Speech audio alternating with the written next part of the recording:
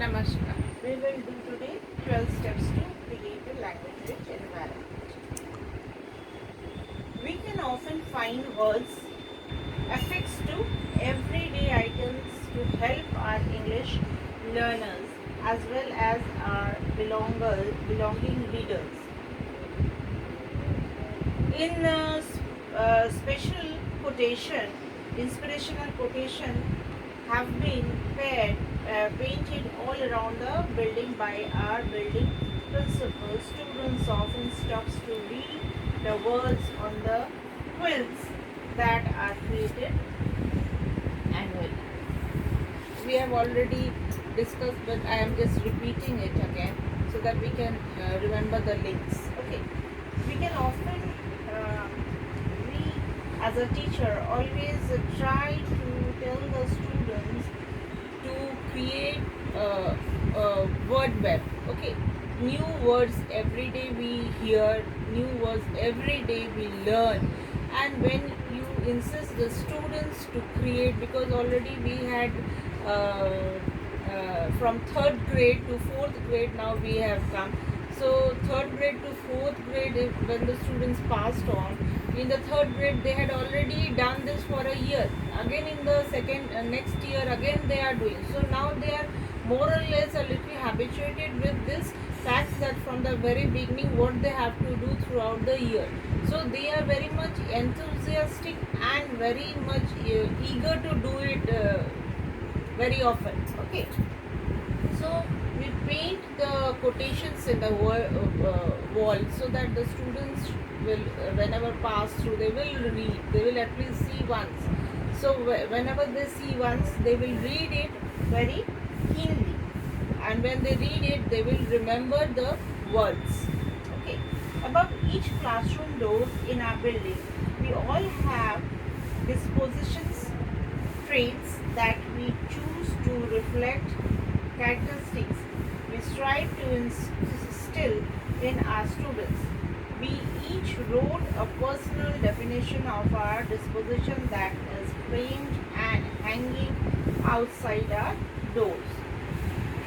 Means here we are saying means in each classroom doors above the building we all have dispositions, traits that we choose to reflect the characteristics to strive the instinct of our students. Something we have painted for the students just above the wall of the doors, and we always try to create or attract the students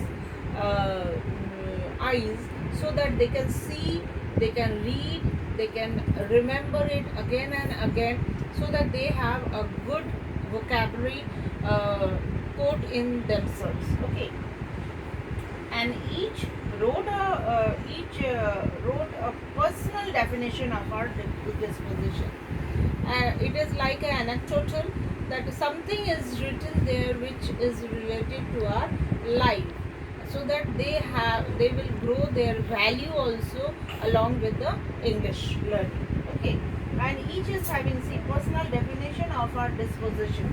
Okay, one-to-one interactions, things are written there, how it can happen, what it will be happening, what is the philosophy of life. Anything can be written on the wall of the entrance of the door, so that they can read it, see it often with the open eyes. An amazing AP art teacher in our district has had his students illustrate each disposition as they envisioned it. When we see the pictures, we will see they are not necessarily words.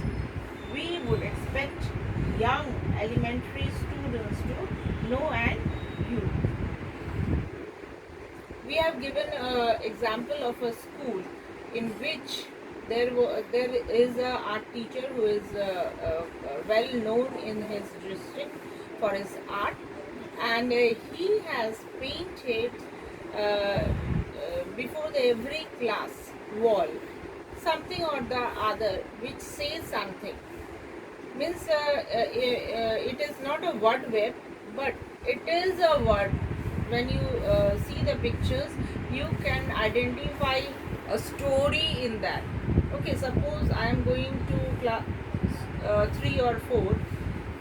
I paint a wolf, a fox. I paint tree, plant of grapes. Okay, and I am showing that he is jumping. That fox is jumping. So what it is?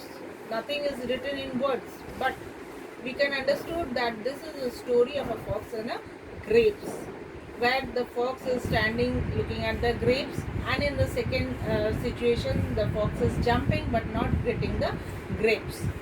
That's why a quotation came that the grapes are sour.